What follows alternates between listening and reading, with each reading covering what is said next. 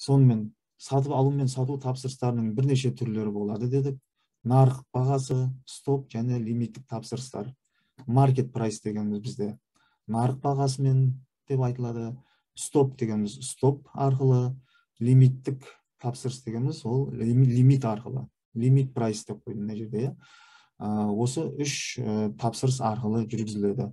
Енді трейдинг барысында осы үш тапсырыстардан құралған тағы да басқа да тапсырыстар болады. Олар бойынша алдағы уақытта айтылатын болады. Алдымен осы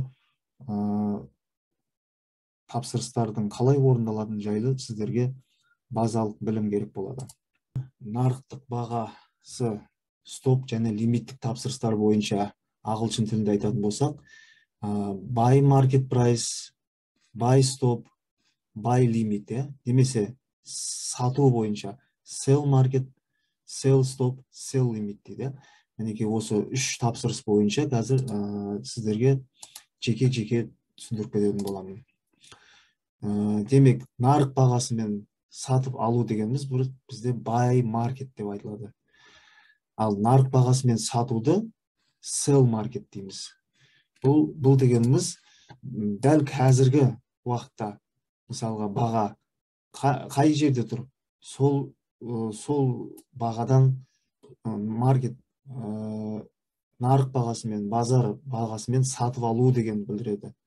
Егерде біз қазір осы моментте сатып аламыз десек, осы buy маркетпен сатып алу керек біз. Және де сол сатып алған акциямызды, мысалы, мына жерден сатып алдық, мысал, $10 дейік. $10 қазіргі баға $10 2 цент дейік. Сіз егерде buy маркетпен сатып алатын болсаңыз, осы $10 2 центпен сатып аласыз. Бірақ бұл жерде проскальзывание деген, мүлт кету деген болады. Өйткені рынок жылдам жүріп жатады ғой баға деген. Сіз сатып алу мүмкінсіз, $10 3 центтен де сатып алу мүмкінсіз. Сіздің жаңағы неше акция алғыңыз келеді, соған байланысты. Өйткені сіздің көп қой, сіз сияқты осындай тапсырыс беріп жатқандар, сондай проскальзывание болуы мүмкін. Немесе sell маркет бойынша да сатып алған акцияңызды, мысалы, мына жерден сатып алдыңыз, белгілі бір деңгейге көтерілді. Әрине баға көтерілгеннен кейін сатып жіберу керек. Сатып алған акцияңызды сатып жіберу керек. Сонда sell маркетпен, қазіргі бағамен, мысалға $11 келді ма қазір, сіз осы бағада сатқыңыз келсе, sell маркетпен сатып жібересіз. Бұл жерде де сіз сатылуы мүмкін нарық бағасы болғаннан кейін тез жылжып жатады.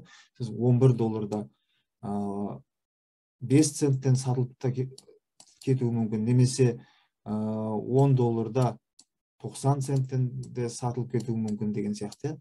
Сондай нелер, ауытқулар болуы мүмкін. Проскальзывание дейді оны трейдерлер. Бірақ трейдерлердің көпшілігі buy маркет, sell маркетпен жұмыс жасамайды. Нарықтық бағамен сатып алып сатпайды. Скальперлер жұмыс жасауы мүмкін осы маркет бағасымен.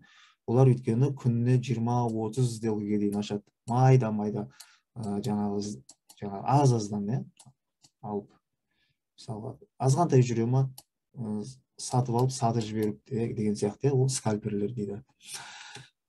Келесі кезекте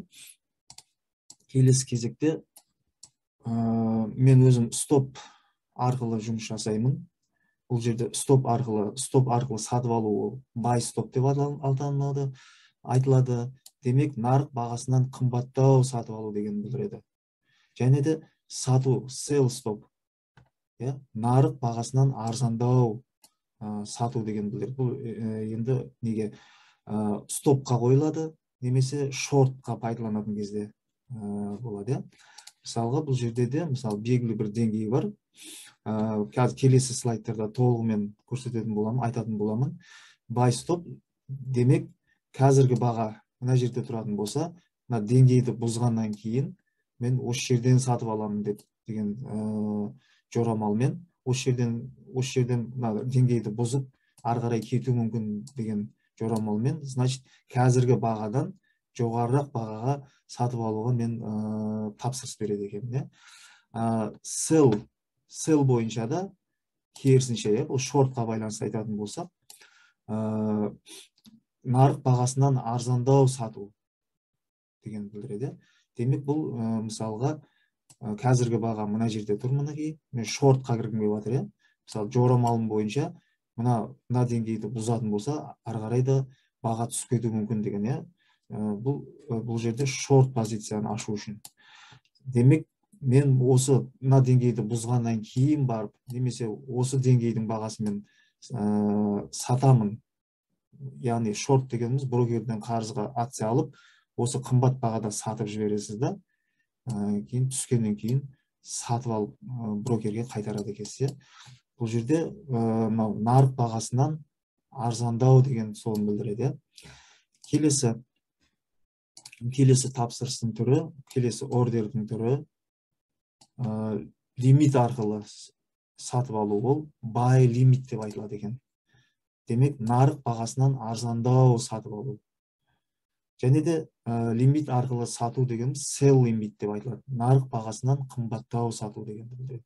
Мысалға, buy limitке келетін болсақ, нарық бағасынан арзандау сатып алу дегеніміз, қазіргі бағамыз бізде мына жерде болатын болса, мына деңгейге келген кезде бұл қайтуы мүмкін деген жорамалмен біз мына бағадан арзандау сатып алуыма мүмкіндік бар деген жаңағы жоспармен біз мына жердегі бағаны осы buy лимитпен қояды екенбіз. Осы жерден сатып алам, жоғары кету мүмкін деген. Sell лимитте де тоже бұл да шортқа байланысты айтатын болсақ, қазіргі бағамыз бізде мына жерде тұратын болса, шортқа кіретін болсақ, шорт позициясына баға осы деңгейге жақындап түсуі мүмкін деген жорамалмен біз sell limit қояды екенбіз. Қазіргі бағаның емес, одан да қымбаттау бағадан сатып жіберуге тырысады екенбіз.